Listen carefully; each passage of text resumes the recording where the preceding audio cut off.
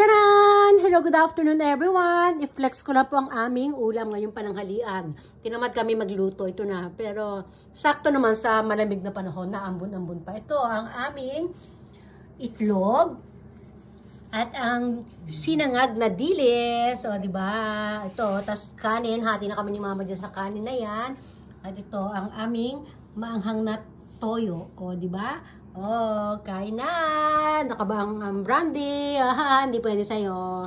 Ayan, ay habol ko pa ang ating kamatis. So, ayan. Wawala ba naman yan? Lagyan mo na ng toyo, ma. O, diba? Kamatis, dilis, itlog. Ayan na, nilalagyan na ni mama ng maanghang na toyo. May ito si mama sa maanghang na toyo eh. O, ayan. Basta kahit anong klaseng maanghang, kahit suka o kung ano-ano pa yan. Basta maanghang.